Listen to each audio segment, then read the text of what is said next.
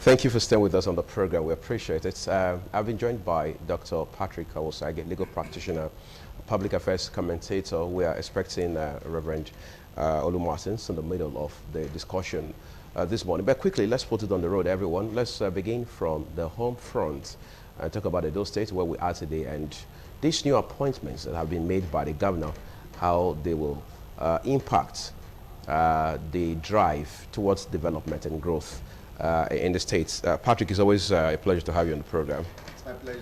Great. Thank you for having me. And hello, viewers. You and I spent a chunk of time talking last year in the build-up to the election in those states. Exactly. And then, of course, in between and after the election, we'll continue to have conversations. But today, we know that a lot has happened in between. Absolutely. All right. Just yesterday, commissioners have been sworn in. Some persons I've spoken with between lunchtime yesterday and today say, look, this will help propel further the governor's desire to transform Edo State across sectors. What have been your assessments between yesterday and today? Well, it's a good thing to know that we have commissioners now. It has actually become more of a mockery of sorts in some quarters that how can you have a state that don't have 7 commissioners and you just have some, like they call it, the 4 men operating or running the state as they call them. But I don't think that was the situation, and you know the circumstances, in as much as I have spoken so hard about certain things of the governor, but I must also come to terms with one truth, that he as a person had, and you know, he has not been in the political activities all the while. He was coming from the corporate world and found himself in the muddy waters of politics and trying to find his foot, and you saw all the battles back and forth, litigations, going to courts, certificates, talk back and forth. You know, a whole lot of things happened.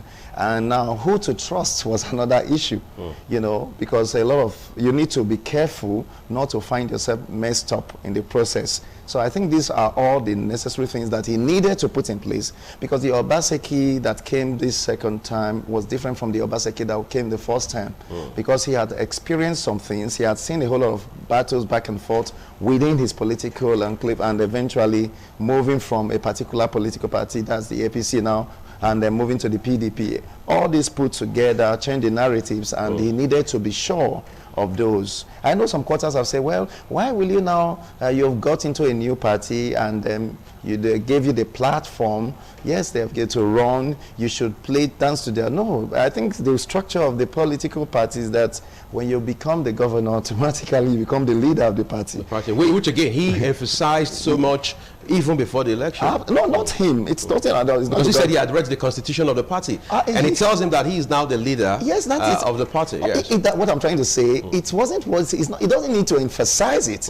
It's clear enough. It's clear enough. It's visible to every blind eye to see that he is the leader. So trying to come behind, and I think these are part of the things he had fought, you know, that we don't want that somebody should come from behind to say, well, Mr. Governor, this is what, he's the leader. You could bring your suggestions and it's subject to his approval. And that's why he's governor. I didn't vote any other person. We voted him to come in. So if somebody is coming and say, well, we are party leaders and we have some of the, you know, the PDP stalwarts and all whatnot, that we should have you could make some contribution. But at the end of the day, when push comes to shove, he will want to take decisions for the party. So the buck stops with him? The buck stops right on his table, and that's exactly what it is. And that's what he has done. And again, I know, yes, people say, well, you look at the House of Assembly, we discussed that over and again, how the inauguration letters back all and of the forth, controversies. And you see, we can't really blame him. We can't really blame him, because this state have had a whole lot of trouble in terms of who gets what. Whether it was more or less like we are trying to fight him out of the office at all costs. You know, you see betrayals back and forth. Look at the last election. You know, that's all him coming back. You saw how commissioners were resigning. You know, we saw it. So these are things that we knew. He was the commissioner of this, just put up his resignation letter. He's thanking the governor for giving him the opportunity to serve. Commissioner of Environment, I'm resigning. What was that? If you really owe that office for the people, in as much as the governor has appointed you, consider your service and posterity. And I think that is very paramount. I cannot forget what Faji did many years ago when Agoye Ronsi was to be killed in Ibadan, way back, where we call Ekiti now. And then he came out he said, you want to kill the head of state in my house? He said, no. They say, Faju, stay off it. We are not here for you. We want to get the head of state. He said, if you must kill the head of state, kill me. So that's how to, you must stay loyal to the cause, not to an individual. I think the challenge Godwin Obaseki, His Excellency, had was that he as a person had been committed to the principle that brought him to be. Okay. Not committed. That people say he's betraying his people. On what basis? Was he betraying them based on what governance should be like? No, that was not what he did. He said, no, this is what we agreed at initial, made necessarily this is how it should go. And again, even the former Governor Adam Salih Shomole, had said that, he was not pushing to be governor. Just like as it came, things just happened. So what I'm trying to say, now the commissioners again, 10 of them, 11 of them precisely, have a lot of tongues wagging again. I'm going on social media. A whole lot of persons are saying all sorts. But we must look at one thing now. Is it not good for him to have taken his time? Yes, I know. I also said, it's taking too long. Get the commissioners. By even litigation going to court, by the civil rights and human rights activists going to court, you must bring commissioners here and there. But there's no law that says if you don't bring them now, then you have a run foul of the law. So there's no time frame. There's no time frame. Which also means that the governor could have served out his last 4-year term in office without appointing commissioners. Without appointing, if the state, if the state is, if there's a state of emergency in Edo State, for instance, will you be talking of commissioners? But again, that would be a different circumstance altogether. It's a near circumstance because there's already a crisis. Is that he's managing the crisis. You could see the security outfits, the VDN and all those stuff that he has created, the waterway security and all the security that is joining hands with the police. You saw what was happening due to the NSAS and how it became something else in this region, where you have some young folks calling themselves inspector and sergeant, DPO, FOSA, and all of those young guys taking, there was already breakdown. It was the swift action and his swift commitment to all of this. So we must look at that. Security was a major issue.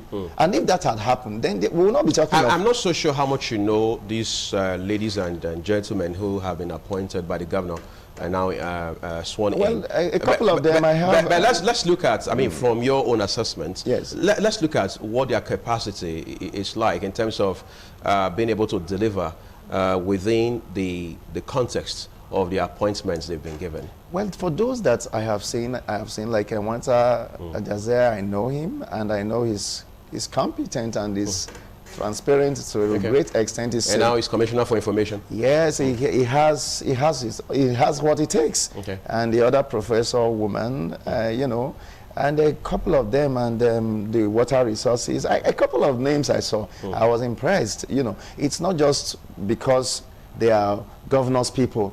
If he's a governor's person and is having the capacity, why not?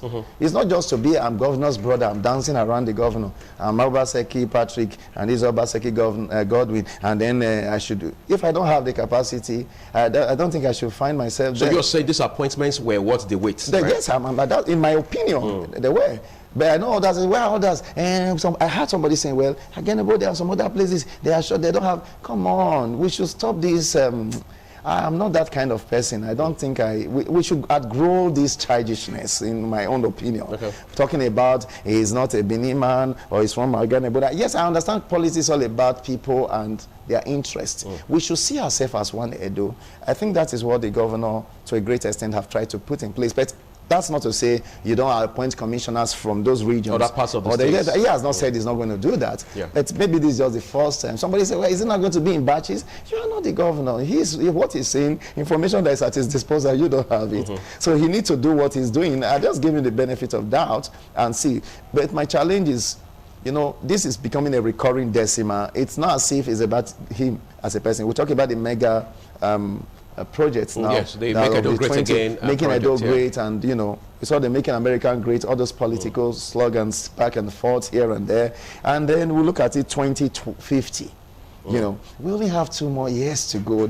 Or rather, almost 3 years, or they're about to go. And then we are talking of another governor is going to come and bring something else again. Better life for rural women, I think, was either IBB or so. And then under his late wife. Under his late wife, and after they left office.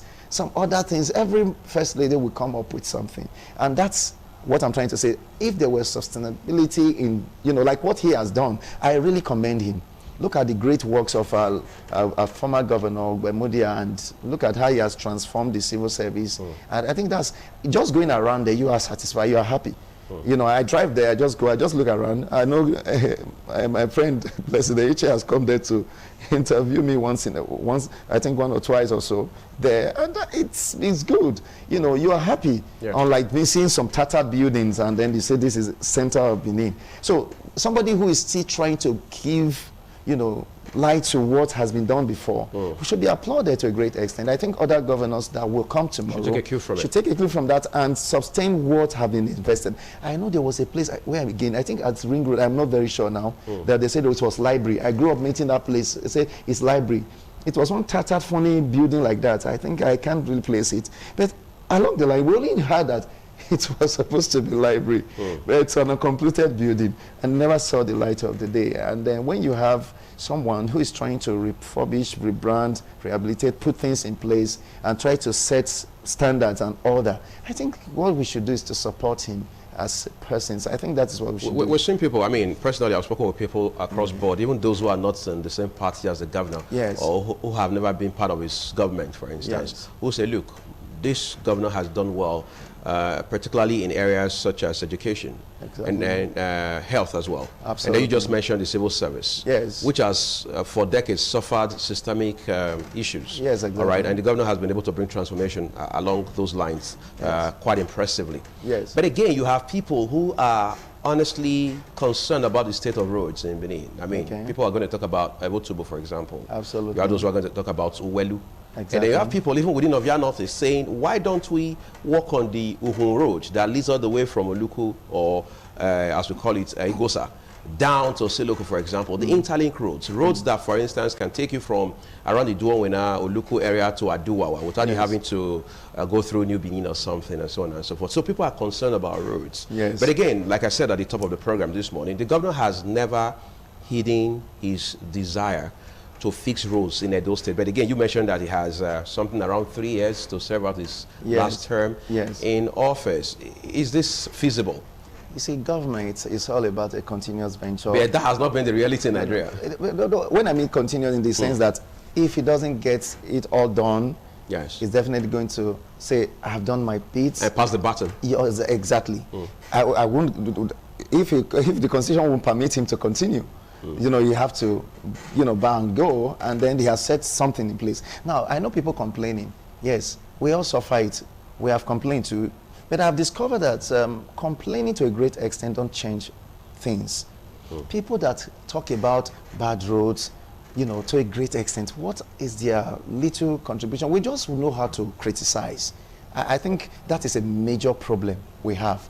People just sit up because maybe you are not appointed or something, or maybe you didn't get direct benefits.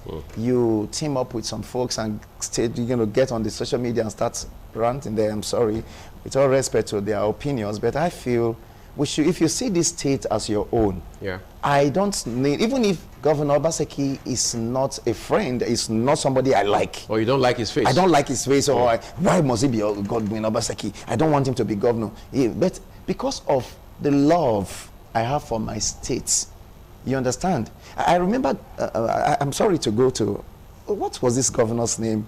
One governor, I think the New York, then when Barack Obama was president.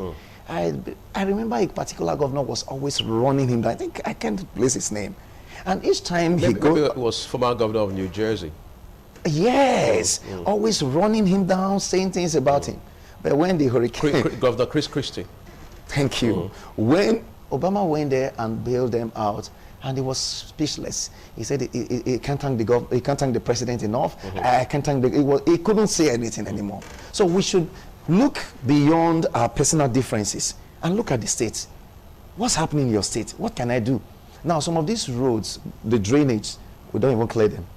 The little work we need to do, we don't do that. In other words, government alone can't do it all. Can't do it. And you expect governor to come and take shovel and then start clearing your drains and start sweeping around your environment. It doesn't make any sense. These are what the local landlords and the what do you call them, streets and no can team up. Oh, they can team up. And you have landlords, landladies associations. Yes, and you all have that. them. You know, I thank God for what on that lucky street opposite UBTH. There's a particular church also. I school there. You know, you see the Covenant Baptist Church. You see every year, the church take it upon themselves to get sand and call neighbors, please be a part of this, to put on that road. You know, that's phenomenal. That's Reverend Osai Ugbai and his people. Yes, and his people, you see, he's doing an excellent work there. You see, he won't wait, they're solicited for funds, you know, but even if they don't come support them, they are going to do that. And you see this kind of persons, and see what the governor also did, placing a Jara store there, you know, a kind of eatery. These are little things that will bring development. I know that road was not, it's still not a very, very good road, but people are not, I said, why are they not driving through? I thought this road is bad. Yeah. But you complained the other time, that road is a no-go area today. But now you are driving there, you must go and get some groceries in Jara. You know, these are things people could come up together and start trying to think. It's not F. Kennedy that said, don't ask what your country will do for you, but you rather think and ask of what you can do for your country. You will not go to Governor Obaseki and say, sir, this is what I intend to do. Look at this, look at that, look at that. How can you support us? You know, fine. We have a lot of youths, and they have empowered so many of them in this security outfit, and I'm happy seeing them. They feel important now. I remember coming down from Ibadan Court at night because the vehicle. I saw the young man coming with his gun, and he said, yes, there are many young boys in this vehicle. We need to check them. And those are guys prior to that time, they just consider as miscreants, as crooks on the road. But the governor has given them some face so that they know. And I said, I'm not a small boy.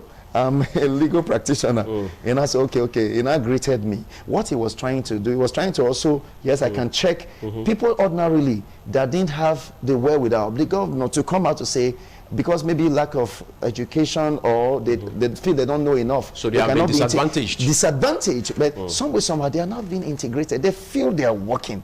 You see them working like generals in the army, and you know, that's phenomenal. These are some things, and it changed the psychic and the mentality of the people. Let me talk to you about something. The governor comes from, I mean, he has a wealth of business under his belt, obviously. Corporate background, very robust, no doubt about that. And he has been very passionate about entrepreneurship, how to empower people, hand them skills to be independent, self-sufficient. Young people in particular, of course, we're seeing Edo jobs in this direction and so on and so forth. And he has got brilliant young people also running that initiative and driving it very well. All right. We've seen Alagodara as well in these states. I think we had 2 or 3 editions of Alagodara. And that forum has brought in some of the most prosperous, you know, some of the most brilliant minds from around business and economy to the state of Edo. But the irony of it all is, the whole time, this state has been referred to as a civil service state. Has the governor's efforts, I mean, have his efforts paid off in that direction? Have we been able to move from being a civil service state to being a state where you find entrepreneurs real time, where people don't just wake up one morning and all of a sudden dash up to Lagos? When the governor come up with his ideas, do you expect him to force the people to? You see, you cannot really, you could try the much you can. He has done his bits. But overall, are those ideas making impact? They are. Obviously, they are. They are. They are making impact. But it may be slow because of where they are coming from. So it takes a while for traction to happen. Yes. And with the advent of this cyber crime and all of that affecting the youths, believing I could have money without proper work and without putting in the work, and that in itself is frustrating this effort. You can't rule that out. Now, when a young man knows he can go and press his phones and get some money, get 100 million naira overnight, why will he not go and be queuing up, moving up and down? You know, it was fun for us to go on the street to do some work. It was lovely to go about it and get busy. I'm just going to make you catch your breath quickly so we can take a break now, and then the program returns shortly. Stay with us.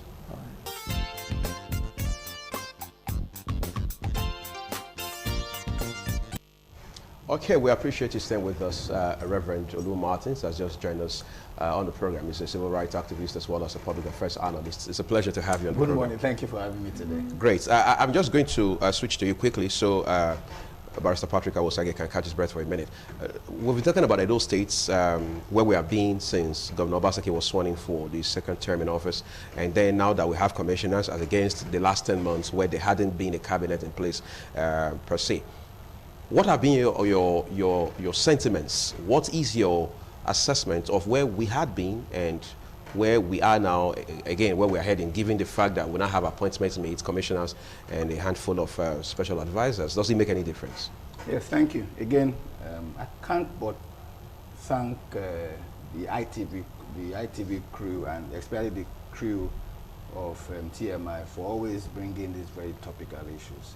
It has almost become cliche for me to quote Patrick Henry, where he says that the collective freedom of a people cannot be guaranteed as long as the actions and activities of those who govern them is shrouded in secrecy. So when the fourth realm of the estate engages public service like that, you put certain things to bear, and you put the necessary pressure, and eventually the pressure yields the kind of result that we're seeing.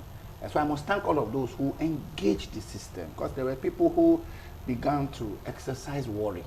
And some people got to they had to vent their opinion in public because they felt it was an anomaly.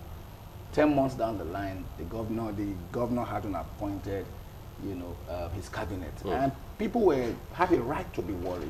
So we must applaud those who engaged the process, because all kinds of critics. I'm not aware there's anything like negative criticism, because critics are critics. Whether you think it's negative, or positive, it is the angle from where you are looking at it. But we must applaud the critics, because what they are demonstrating that they're interested in the process. All right, they may not have put it well, but they're interested in the process. And anybody who is interested in the process is a contributor to that process. His involvement may appear antithetical to you, but insofar as he wants a better Nigeria, a better Edo State, we must applaud their involvement. That's why somebody said that our critics are the unpaid guardians of our souls. But having said that, it looks as if we have come out of the woods, and we are seeing. It looks as if. Yeah, it looks as if we have come out of the woods. The reason is because to say that these commissioners should hit the ground running is to perhaps state the obvious truth, because they already, were way behind. Again, too, is why I say it looks like that. The governor also has the opportunity of giving them the working tool, because in life there is skill sets, there is tool set, there's also mindset. You can have the skill set, but you don't have the tools to work with you. Just like many of our mechanics, they have an idea what is happening, but there are no tools. So you take your car there, and the sound they do more damage. Yeah, the way they are hitting it, you're wondering if this is how the car is supposed to be. And then some people have all the tools. I can have all the tools, but I don't have the skill set. However, I can have those who have the skill set, the tool set, but they don't have the mindset. A mechanic is at home at 10 o'clock, he's sleeping. He's not serious about it. And he has 8 cars waiting to be fixed. Yeah, people are just, he's not, and he probably doesn't waking up from a hangover. So we must, appeal to the governor, as we have known him, to give them the enabling environment for them to be able to function. But going forward, I've had the opportunity to look at the list. Are you impressed? Fantastic. And this is what I've always advocated for. These are not typical politicians as we know them, save for 1 or 2 persons. Who even then became prominent in the build-up to the second term of the governor in the campaigns. Otherwise, many of them are relatively quote unquote unknown politically. I know that the private sector people the political party may not find this funny, and rightly so too. Because the laborer, they say, is worthy of his wages. Any man who builds a vineyard is building it in expectation that he would eat from the vineyard. But you see, the immediate cabinet of the governor is the prerogative of the governor, and he cannot surround himself with politicians who usually their agenda is to get all they can all they get, and sit on the can. So I've looked at it from the Commissioner for Health to the Commissioner of Education, from Commissioner for mineral oils and what's the third name there? And gas. Fantastic, guys. Fantastic, resume. So it looks like a compensation for the time that the governor, had, so to speak, spent. It's unlike when we're talking about at the federal level. It took the president 6 months to choose. And then by the time he chose people who are around him. Those people who are, immediately around him. Okay, at the risk of sounding immodest, it took me a bit of a time to get married at over 40. But, you know, by telling people somehow, God will punish you for, I mean, how can you just take the prettiest of them or what? I mean, people say, okay, no wonder we can now see why you waited this long because of the kind of person. If I had married, you know, somebody with, you know, 4:15, I was okay. So this is what why did you wait for this long? You didn't have to spend all this time. Yeah, so the president didn't have to spend all this time to pick Chris Ngige, to pick Fashola. They had been with him throughout the campaigns. But if you look at the team that the governor had picked, except for 1 or 2 persons, we didn't hear much of them. The commissioner for health, for instance, I know little or nothing about her.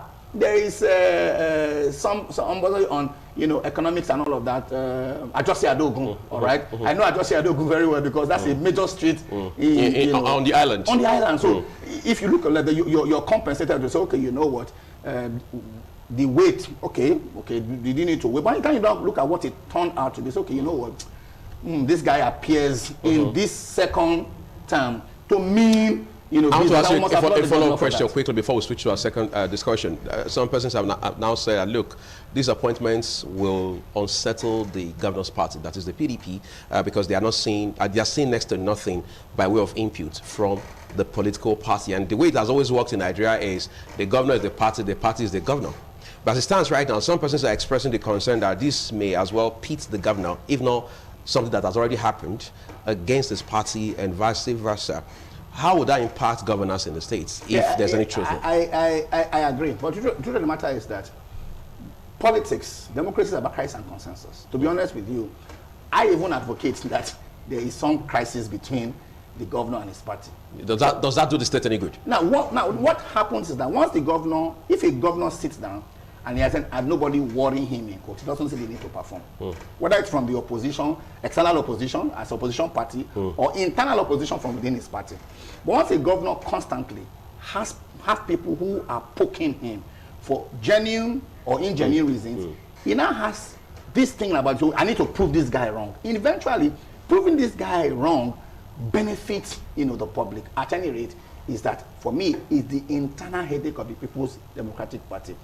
I voted Governor Godwin Obaseki, even though some people will argue that it wasn't the governor that you voted, it was the PDP that you voted, because in this country we don't vote individuals, we vote, you know, party. But be that as it may, there are 7 other commissioners, and if the Bush radio, the rumor mills are anything to go by, we hear that those 7 people may have been earmarked to have been appointed from from the core PDP, because people are advocated that there's a core PDP, there's a new PDP. But for those of who are outside, really couldn't be bothered. What is important is that is the governor working according to the manifesto of the party. Right. He may not be using the individuals that the party want them to use, but the party needs to look at the bigger picture and say that you didn't vote for him to be the governor of People's Democratic Party, you voted on him to be the governor of Edo State, insofar as he's doing his best for the people. I mean, my brother here would bear witness. When I became Student Union President, I wasn't typically there. I came in straight from the church. And I remember most faculty of the Blessed Memory, NAS president. Yes. We had an interview for all of them. And many of them, you know, Armstrong, Redidugba, even Emmanuel Uso, and a couple of guys were there. And all of them felt, no, this guy is not a team player. He doesn't even know what student politics is. Or academics is academic question. He said, in fairness, who do you think will serve the purpose, who will serve the students better between all these guys and this pastor in quotes? And everywhere went quiet. But one of them was bold enough to say, in fairness, I want to be honest, this pastor is going to serve the interest of the students better. I said, okay. And why are we here? Is it not we're looking for a leadership that will serve the interest of the students, you know, the best. So let's subsume our personal interest. It's the same thing that the People's Democratic Party must do. We must think about the larger populace, what is good for the Nigerian people. Insofar as the governor can do whatever he can do to serve the larger interest of the people, I will assume that a functional leadership like the chairman of the party at the state level, who is a PhD holder, should see reasons in why they should allow the governor the atmosphere to do the greater good for the greatest number of people within the shortest possible time, which is essentially what governance and government is about. Just for the records, Barrister Patrick Awosage gossiped to you a while ago off camera before you showed up. Just so you should know that. Say that again? He gossiped to you a while ago before you showed up off camera. Yeah, he does that. Okay, guys, let's switch to our second discussion quickly. The issue of 2023. I mean, conversations questions here and there about 2023, and then you find people now saying that, no, it's the turn of the South to have the presidency. So Dr. Patrick Awosage, let's talk about how that, people also are saying, should we not be looking at competence rather than this rotational arrangement that we have?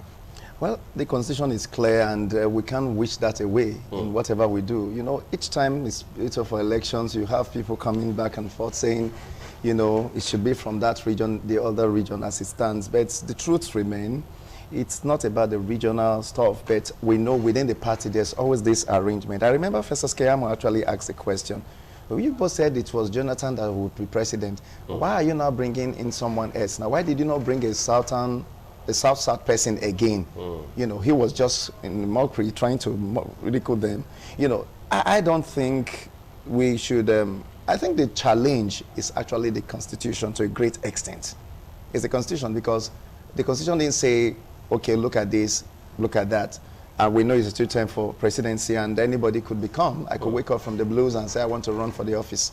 And if I have the wherewithal, I become president, whether I'm Hausa, Yoruba, Igbo, Ibibio, or whatever tribe I may have come from, north, south, east, west, wherever. So that's not a constitution. The constitution have not stated that, but I'm shocked that governors will, you know, governors forum, the southern governors and the, you know, the northern forum, they're all at loggerheads trying to find a way of who shall become, or it's our turn now, Buhari. It's not a turn stuff. It's a Nigerian issue.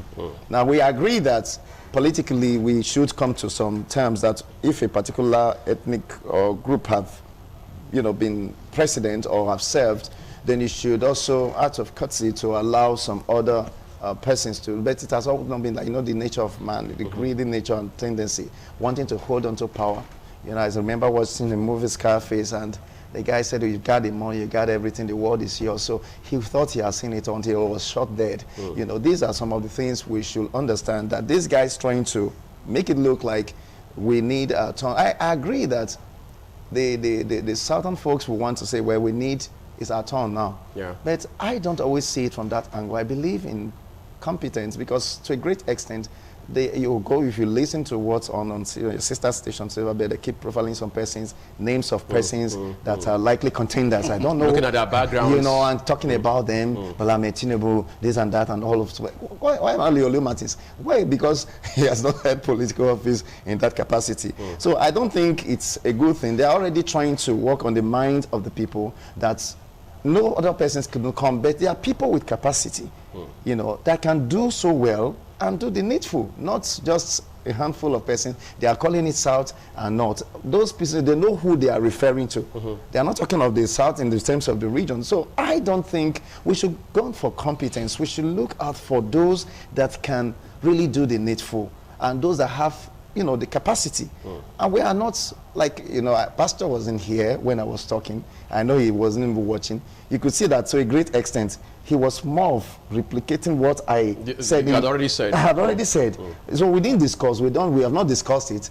But I know that to a great extent, anybody that mean well for the state will not be talking about, they didn't give us food, they didn't give us this.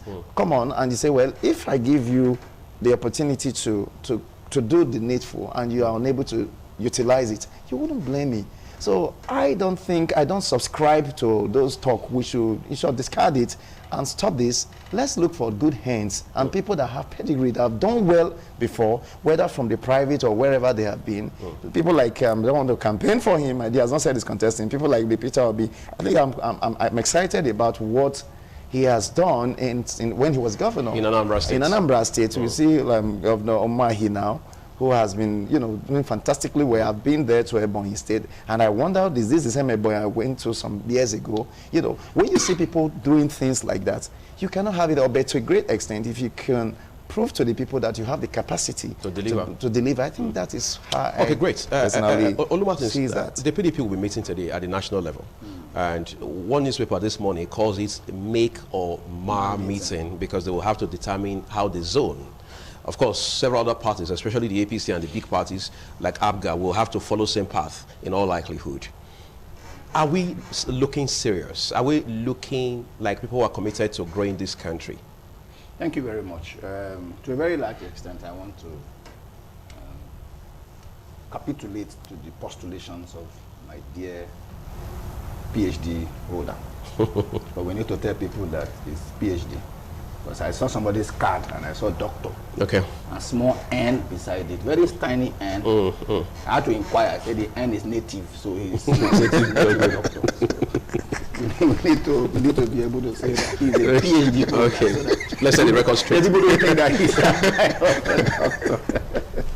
Anyway, fundamentally is that I agree with him to a very large extent that we're talking about capacity. Right. But you see, in international jurisprudence, there's the law as it is, there's the law as it ought to be. It's like shopping online or online dating. The person that you see online, by the time the person shows up, or the product that you see online, by the time the product shows, you're asking yourself, in fact, you look at the product, you look at your phone again and say, it's completely different. Pink could be brown now. I mean, it's amazing, all right?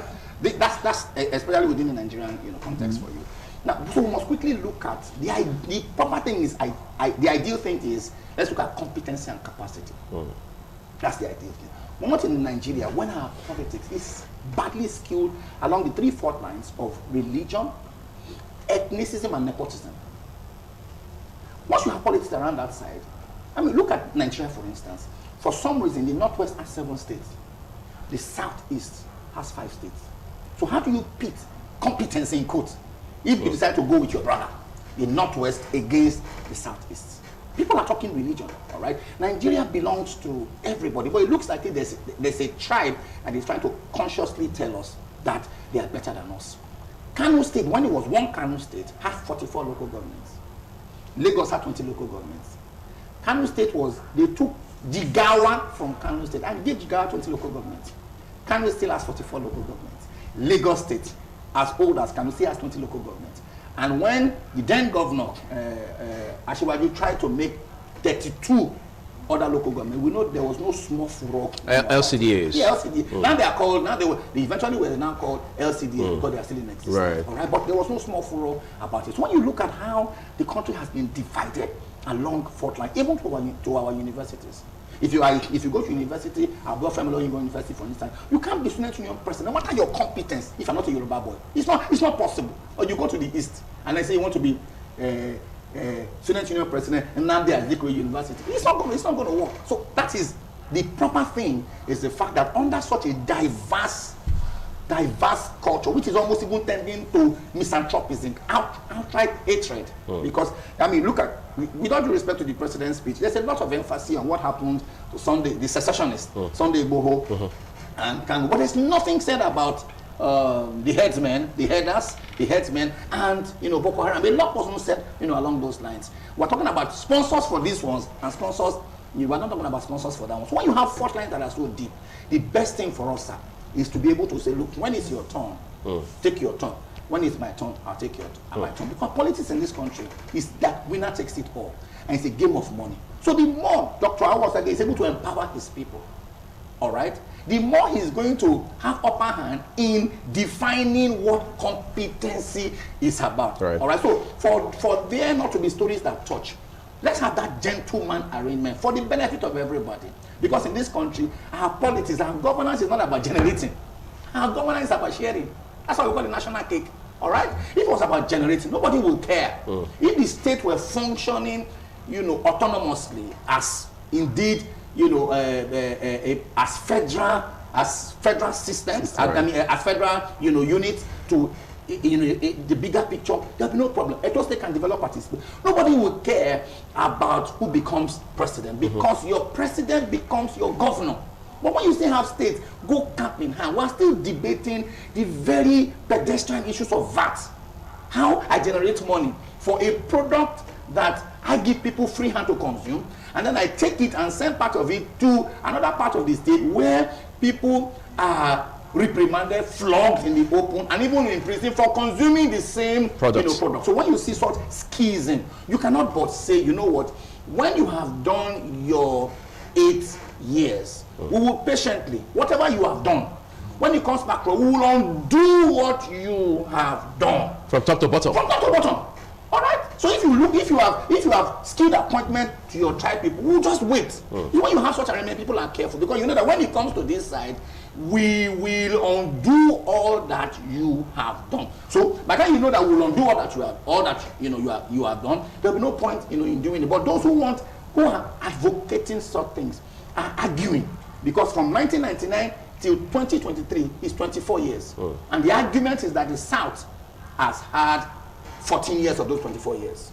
If you add Obasanjo's 8 years, you add Goodluck Jonathan's 6 years, we're talking about 14 years. And then because of the unfortunate demise of Yar'Adua did about 2 years. If you add that to what Buhari is going to do, it's going to be doing 10 years. So they think that the Northerners think that they are lacking 4 years. So that's why you see that. So somehow you have to compensate us. Yeah, and that brings in the issue of the Jonathan thing, because Jonathan can only do 4 years.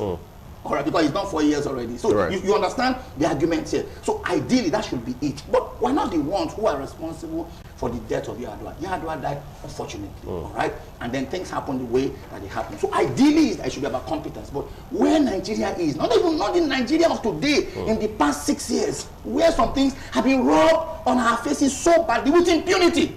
And people have told us without saying anything was that we can go to hell if we're not part of this tribe. Then we can't get anything in Nigeria. In the first time in Nigeria that we have the head of the Federal Executive Council, the head of the judiciary, and the head of the legislature, all from a part of this country. No recourse is given to the other part of this country. So that we don't drive this thing too deep. Because my mother says, you get where they go tear cloth treat. Obiama if he saw him again, because even if he sows it, the cloth will now lose shape. So before it gets too deep, let's maintain the gentleman arrangement, come back to the South.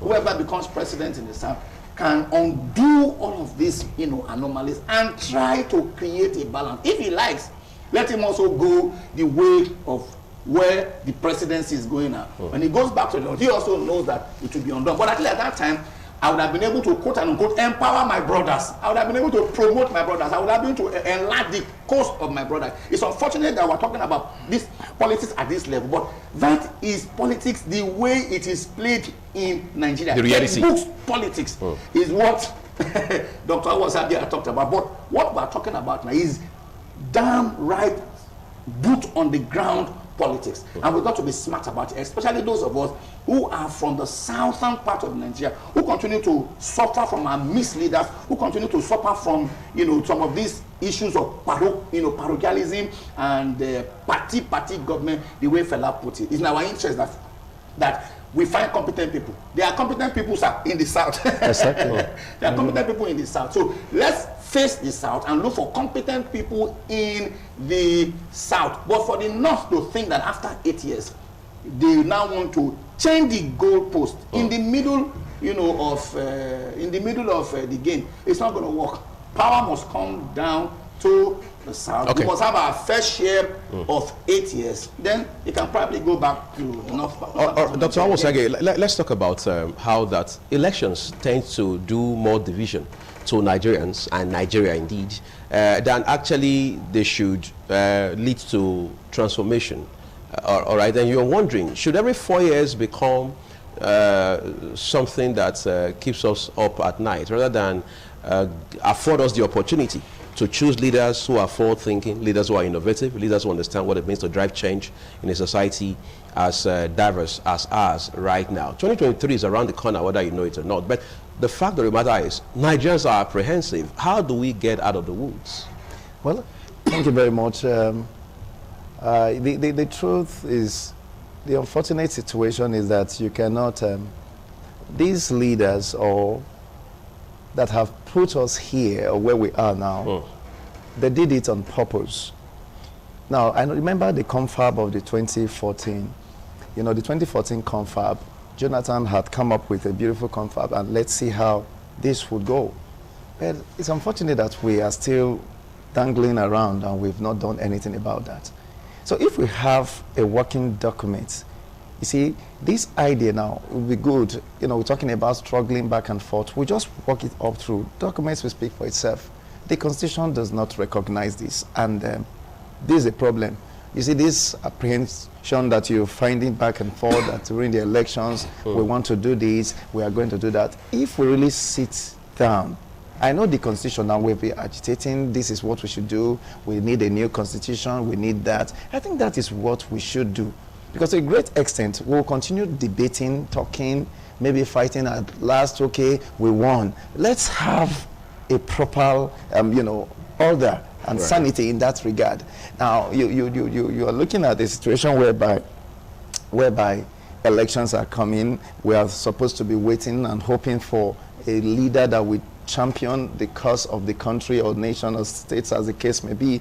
That's what should be uppermost in the mind of the people. But in situations whereby everybody is waiting, hey, this is our brother or our sister, hey, this is our turn, and all of that, at the end of the day, you end up fighting and becoming elected persons. What's uppermost in your mind is to, like Pastor said, you just undo all that they have done. Now, because you already have it at the back of your mind, that means some abnormalities have been perpetrated that you could not effect that change. We should have a working document. We should have a proper guide. We should have a review. At times these things are moribund, they are old. We should sit up again and look into this document. We have brilliant lawyers, everybody, activists or whatnot, great minds can sit down together and redraft. I think that is what Nigerians should be thinking of. Let's look at political parties, I will say. I mean, political parties are pivotal to a democracy and the entire system as far as throwing up leaders is concerned. Do our parties, whether PDP, APC, ABGA, whatever name they go by now, look prepared to, as it were, drive the process towards change by way of helping to throw up leaders who have what it takes, or what my friend would call leaders with sense, to help push Nigeria forward? I don't think so, because they are only there to take over power. They want to win election. I think the reason they are frequent or active in meetings when it's getting close to election. They want to mobilize, go back to the folks, their stronghold, where they call their stronghold. I used to hear that, read that of the Bible, but of late I've heard now their stronghold. They say that's a stronghold. This man's stronghold, he's got some stronghold that he could bring for the election. So it's what you can bring to the table to secure votes that make you relevant in the party. It's not maybe you speaking English like Pastor had said. It's the truth. That is it. You need to, but that's not what it should be in the actual sense. Now, if we had, what's their agendas? What are they up to? What are we talking about?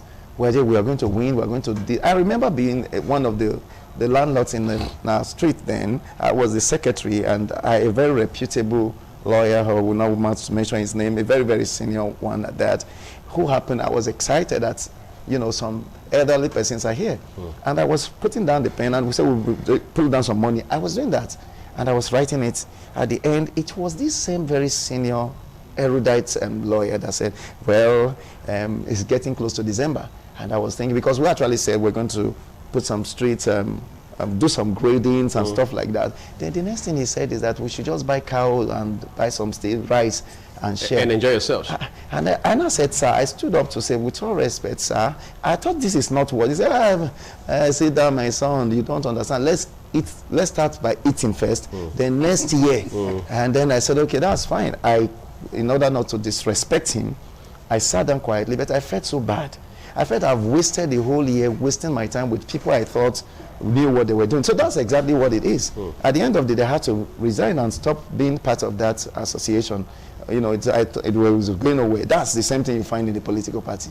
Why are they always fighting, tussle back and forth? Who is leader? Who is this and that? Can't we have a proper way of doing it and celebrate and respect people's opinion in that? Because if you are here, you get this, you get that, and that's basically what it's for. And at the end of the day, the main reasons or the essence of a political party that should drive the agendas of states and development and all of that is thrown down to the trash, and nobody's talking about it. I think that is so unfortunate. As we begin to wrap up now, gentlemen, Reverend Lou Martins, everybody is throwing their heart in the ring now for 2023. Everybody can run. I'll be surprised I wake up tomorrow morning and you also announce that you're running. No. And then, because I was late. I can imagine you did. I mean, literally speaking.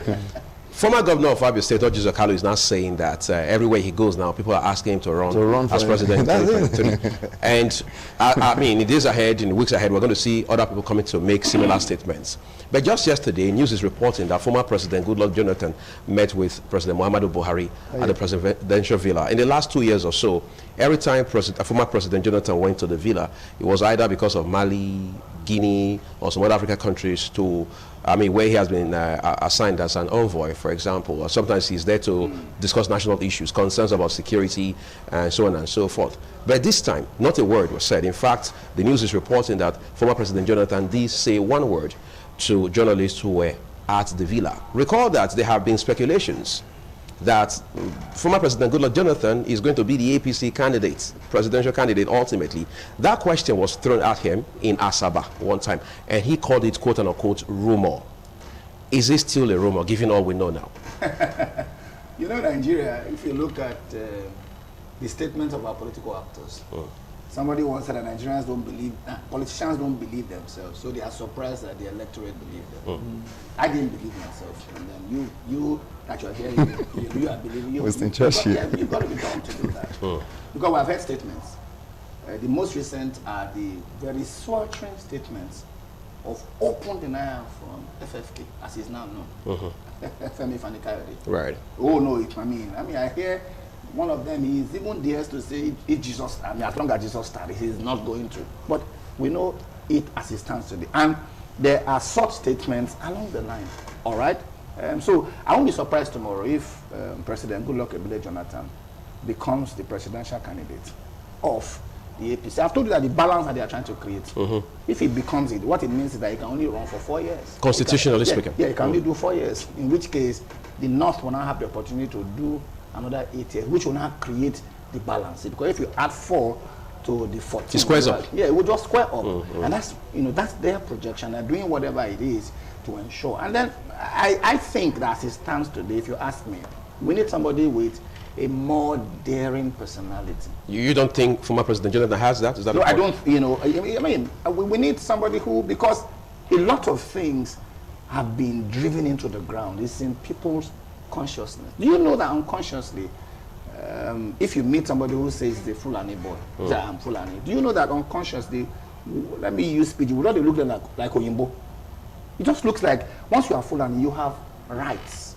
And whether rightly or wrongly, there are very major ministries, parastatals. Plus our MPDC, is rumored, because it's rumored, that the greater percentage of those who occupy sensitive office are young boys from that clan. And the rumor has become so loud that we're apt to believe it. So we need somebody who will have his complete 8 years. I don't care who that individual is, but we need a strong character. I mean, borrowing his leaves, I mean, and I'm not campaigning for anybody. If you are determined to come to the South Side, why don't you pick a Wike, for instance, who we know has redefined what federalism is? Because while some people are talking about, fiscal federalism, the guy didn't talk about it. He went to court, and today the argument of who collects VAT and who benefits from it is still in the front, burner. So I don't know what President. So, sorry, but do you think Governor Wike of Rivers State will sustain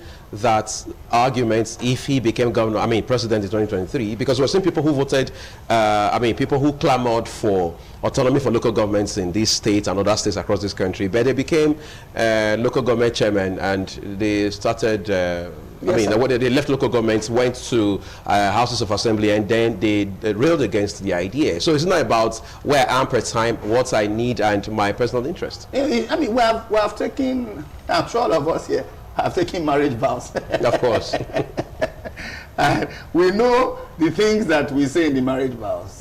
But at the end of the day, we have seen people who have thrown out their wives, right, and also their husbands too, for the smallest reason as not having a male child. That's completely preposterous. Or not having, children after a number of years. People throw them away. We forget our marriage vow. The point I'm trying to make is that there is no guarantee, sir. That's why Shakespeare said there's no art given amongst men by which you can discern someone is in a man's heart by a facial expression. Right. All right.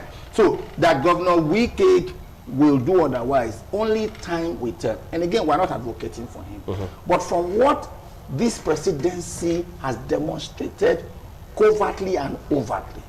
We need somebody who will be bold enough to look at certain groups of people that can call bandits terrorists, that can call people who say that they are cattle rearers and cattle breeders, but who are dictating what federal government means, that can call them and say, you know what, shut up there, this thing is not going to happen there. We need, you know, and we need in the likes of Obasanjo, who, though he was excessive in entering OD, but we need somebody who can be bold enough to say, Nigeria belongs to everybody. And with all due respect to Goodluck Ebele Jonathan, he himself admitted at one point in time that there were Boko Haram members in his cabinet. Like his government has been infiltrated. Yeah, which means that if you know the information, security information before the president of the country is amazing.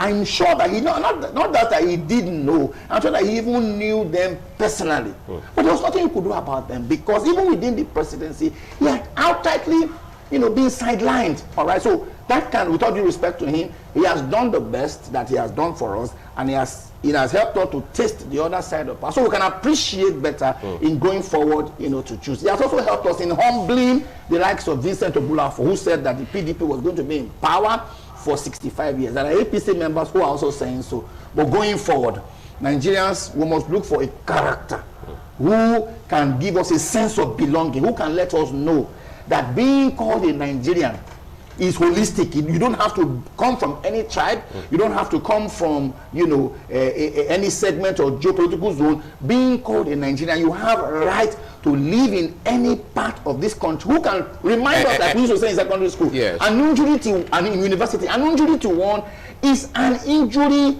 to all. But it looks now that an injury to a certain group of people is an injury to Nigeria. How can federal government be advocating for private business people?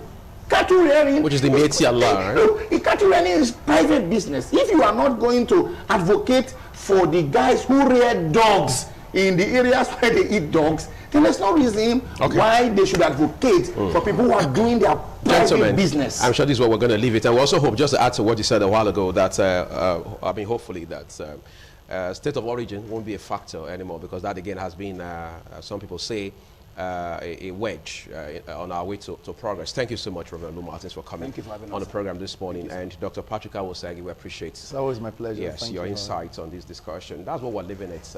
We're back here shortly to come wrap it up on TMI this promising Thursday morning. Stay with us.